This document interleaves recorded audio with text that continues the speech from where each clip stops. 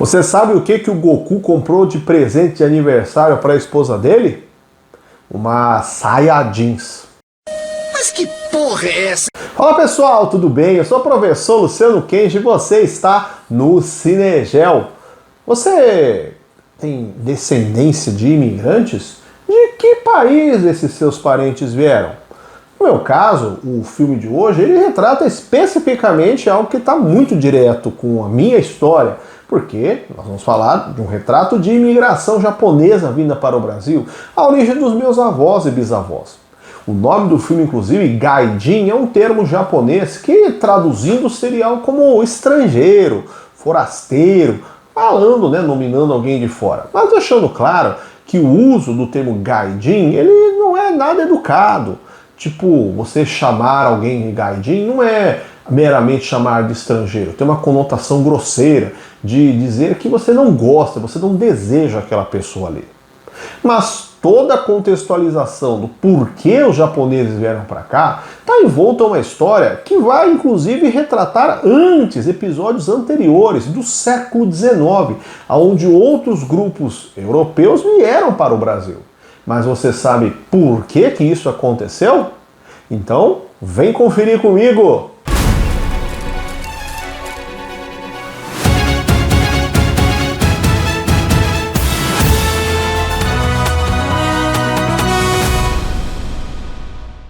Gaijin, Caminhos da Liberdade, filme nacional de 1980, dirigido por Tezuka Yamazaki, protagonizado por Kyoko Tsukamoto e Antônio Fagundes. O filme se inicia no Japão em 1908, onde há uma pobreza grande, principalmente no setor rural do país. E acompanhamos uma família que tem o plano de ir para o Brasil, lá longe na América do Sul. A crise deste período é derivada da inserção de tecnologias automatizadas no campo, o que, se por um lado gerava mais velocidade na produção, por outro reduzia a necessidade de mão de obra. Além disso, há uma crise instalada porque o Japão acaba de passar por uma guerra contra a Rússia no ano de 1905. E com isso, os desempregados aumentam e os salários pagos diminuem. Quem narra essa história é Chitoi, que foi convencida por seu irmão a se casar com Yamada, um homem que ela desconhecia, para atender aos seus planos de imigração para o Brasil. Pois, para fazê-lo, o país sul-americano exigia que cada grupo familiar tivesse pelo menos um casal dentre os que seriam recebidos por aqui. Após 52 dias de viagem de navio do Japão até chegar em Santos, no Brasil, os japoneses são enviados para a fazenda Santa Rosa, no interior de São Paulo, onde a produção de café seguia em plena crescente, com o Brasil exportando volumes cada vez maiores para o abastecimento da indústria estrangeira. Ao chegarem na fazenda, Chitoi e Yamada se deparam com uma realidade que não era em nada parecida com a expectativa de plenos ganhos que eram esperados. O capataz da fazenda os trata com truculência. O trabalho é feito num ritmo pesado e nada compreensivo por parte do empregador com relação aos imigrantes, sem nenhum tipo de apreço pelas dificuldades de adaptação linguística ou climática.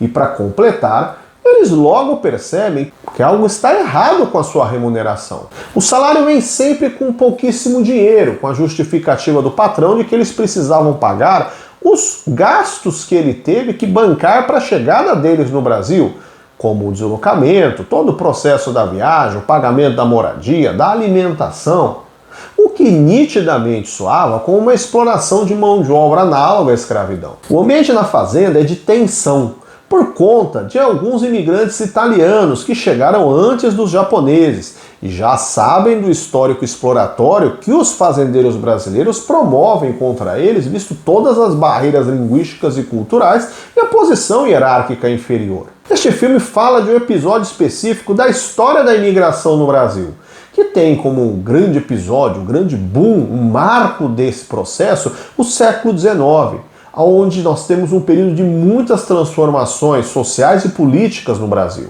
A principal delas, a gradual extinção, ou melhor, proibição do uso de mão de obra em regime de escravidão. Era pensado que era mais interessante ter uma mão de obra salariada, pois quem recebe salário gasta. Portanto, aumentaria o mercado consumidor e com isso teríamos um capital circulante maior. Esse é um raciocínio que veio herdado dos ingleses, que estão propagandeando essa lógica econômica pelo mundo afora. E com essa lógica e o não desejo da inserção da população negra escravizada, que em breve, com o gradual processo de extinção da mão de obra escrava, ganharia a cidadania, o governo brasileiro começa a se movimentar para promover a entrada de pessoas vindas de fora do Brasil. No caso, pessoas brancas, pessoas vindas da Europa, para que acontecesse um processo de branqueamento da população gradualmente. Essa ideia era baseada no chamado darwinismo social, que é importante, começando a destacar, que não tem nada a ver, não foi nada ligado com algo escrito pelo Charles Darwin, mas sim uma interpretação toda esquisita, torta, preconceituosa de pessoas das ciências humanas que tentavam justificar os seus trabalhos científicos linkando com o Darwin na biologia. O raciocínio seria o seguinte: pense no século XIX. Onde estavam as grandes economias? Os intelectuais, os filósofos, os artistas. Eles são todos europeus. E se eles são europeus, é um sinal de que a população branca europeia é o alto escalão do que nós temos enquanto desenvolvimento intelectual do Homo sapiens. Se você fez o link, sim, é a mesma base de raciocínio da supremacia branca, por exemplo, utilizada pela Alemanha nazista do Adolf Hitler durante a Segunda Guerra Mundial. Que nojo. O governo brasileiro usa essa premissa da superioridade do homem branco para propor uma lógica de branquear gradualmente a população no Brasil ao trazer mão de obra estrangeira para trabalhar no café. O café, inclusive, é um fator muito importante para esse período, que é inclusive destacado ali no filme como sendo um ponto de destaque, de trabalho dos personagens. O café é o carro-chefe da economia do Brasil deste período, desde o meio do século XIX. O país exporta muito café, como já foi citado anteriormente, para as indústrias nos Estados Unidos, na Europa, porque o café, na sua substância chamada de cafeína, serve como um estimulante, serve para deixar a pessoa acordada, reduzir o cansaço, vamos dizer assim. Se você bebe café, é lógico que depende de um organismo para o outro, mas talvez você sinta os efeitos do café, especificamente da cafeína.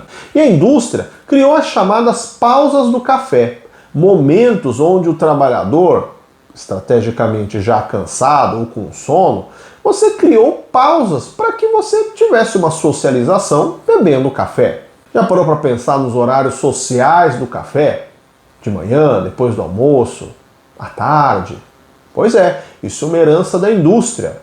A indústria padronizou socialmente os horários que nós bebemos café, baseado na ideia de que era para aumentar a produtividade, para reduzir o cansaço e o sono do funcionário, porque esses 3 momentos do dia em comum tem o fato de que a gente está meio dando aquela pescada. O Brasil entra nessa onda, apesar de não ser industrializado, porque ele tem um território que adaptou bem o cultivo do café, começando essa prática no Rio de Janeiro e passando posteriormente para o estado de São Paulo, pela chamada região do Vale do Paraíba. E você vai então começando a produzir em grande escala, em grande quantidade destinada para exportação, avançando para o chamado Oeste Paulista. Então, só para a gente recapitular, por que entraram imigrantes no Brasil ao longo do século XIX? Porque então, motivo 1, existia uma economia em plena expansão que demandava um aumento de mão de obra, no caso, o café. 2, porque existia um plano de branquear a população do Brasil, trazendo, portanto, população europeia para exercer esse trabalho assalariado. Sendo que 3, você não queria que a população escravizada continuasse trabalhando.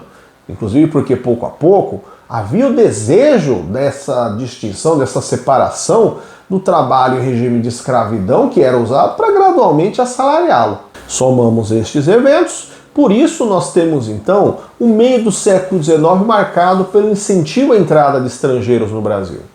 Inclusive não só incentivos, porque o governo brasileiro literalmente pagava, ele bancava os custos da viagem. Imagina você, para trazer pessoas de fora, nós temos que contar os chamados fatores de repulsa. Quer dizer, por que a pessoa saiu de lá e quis vir para o Brasil? O de atração, os fatores de atração, basicamente são a promessa daqui do Brasil de trabalhar, no caso com o café, ganhar o seu dinheiro, enriquecer, e em alguns anos você volta para sua terra. Mas os fatores de repulsa locais da Europa eram basicamente o que estava acontecendo nestes países, que criava esse sentimento de certas pessoas decidirem vir para o Brasil. O primeiro grande grupo de imigrantes vieram da Itália, da Alemanha e de países do leste europeu, de etnia eslava. A Itália e a Alemanha vivenciavam no século XIX um conflito interno, que lá na aula de História você deve lembrar com o título da aula de unificação da Itália e da Alemanha. Resumidamente, um período onde esses países até então não existiam, e inicia-se um conflito interno. Porque o que existia no lugar deles eram, vamos chamar assim, pequenos países que falavam italiano ou que falavam alemão, com grupos diversos com essas culturas em comum, mas que tinham, entre aspas, nichos políticos autônomos. Porque você tinha ducados, nome este porque tinha um nobre com o título de duque que mandava, condados, onde você tinha um conde, e por aí vai. Isso é uma herança do período da Idade Média, onde então você tinha territórios comandados com poderes locais, múltiplos. Então vem a proposta de você unificá-los em forma de um país só, mas que obviamente vai resultar em um conflito, pois afinal, se nós temos vários micropoderes, nós vamos unificar apenas na figura de um, muita gente vai perder os seus privilégios e o seu poder de autonomia. Nesses locais que estão em conflito e a população não está a fim de se envolver, acaba encontrando no Brasil uma opção de sair de lá para conseguir então o seu ganha-pão. O filme retrata o grupo dos italianos com esse sinal já de saco cheio, porque eles vêm no meio do século XIX e até essa data de 1908, quando o filme se passa, já se passou muita coisa. E nesse início de século XX, essa geração de italianos que já está aqui no Brasil está literalmente de saco cheio da exploração, das condições ruins. E com isso, você tem a chegada dos japoneses como um plano B, pois o interesse de povos europeus em irem para o Brasil para mudar de vida, primeiro já não era tão grande, porque o cenário de estabilização dentro desses países já se confirmava, mas as promessas já se mostravam ser bem fajutas. E o Japão tinha como um problema, como fator de repulsa, como já citado, a questão de uma guerra enfrentada contra a Rússia em 1905, que deixou um cenário de pobreza, e esse processo de modernização, que gradualmente está aumentando a distância e as questões de competitividade tornando cada vez mais desiguais entre o grande e o pequeno e médio produtores rurais. Assim como os italianos, os japoneses caem nessa proposta, nesse chaveco de vir para o Brasil com o intuito de enriquecer. Você provavelmente já associou que a região sul do Brasil ela é muito ligada no nosso imaginário automático com cultura europeia, não portuguesa. Acontece que esses grupos imigrantes vêm primeiro para a região sudeste, Rio de Janeiro e São Paulo. Mas, depois de São Paulo, gradualmente, a partir da década de 1860, começam a ser deslocados para os estados da região sul, com uma ideia, com uma estratégia ocupacional. O Brasil tinha acabado de passar e ganhar a Guerra do Paraguai. E Dom Pedro II e os seus auxiliares têm uma preocupação, porque a região sul, os 3 estados que fazem fronteira com o Paraguai, com o Uruguai e a Argentina, com quem já vinha um clima meio tenso, eles são esvaziados. Vamos chamar assim de baixa ocupação, ou quase nenhuma de origem portuguesa. Você quase não tem gente lá. Pensa na sua aula de história. Você não vê praticamente a região sul aparecer no livro de história do Brasil colônia.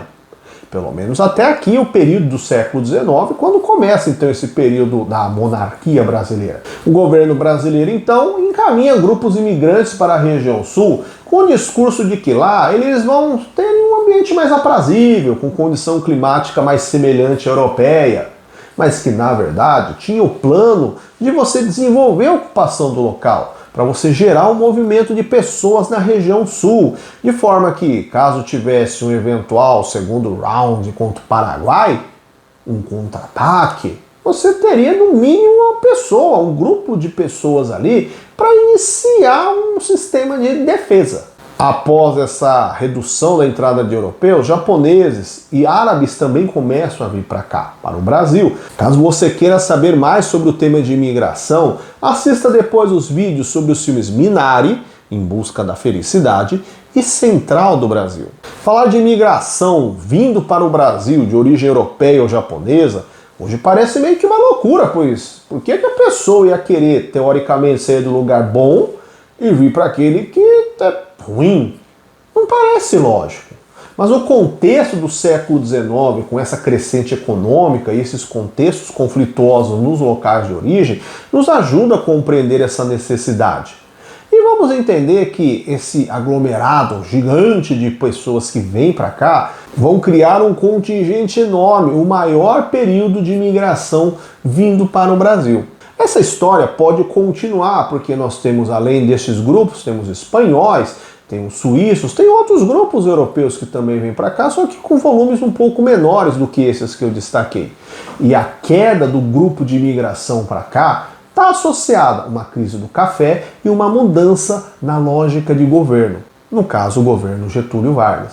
Mas eu acho que como esse vídeo já está grande o suficiente, a gente pode deixar esse detalhe para uma próxima parte. E aí, você conhecia esse filme? Você conhecia esse detalhe do porquê? Já tinha parado para pensar por que vieram imigrantes para cá, para o Brasil? Deixe seu comentário aqui embaixo. Gostou? Dá um joinha, compartilha com os amigos e se inscreva no canal. E a gente se vê no próximo vídeo. Tchau, tchau!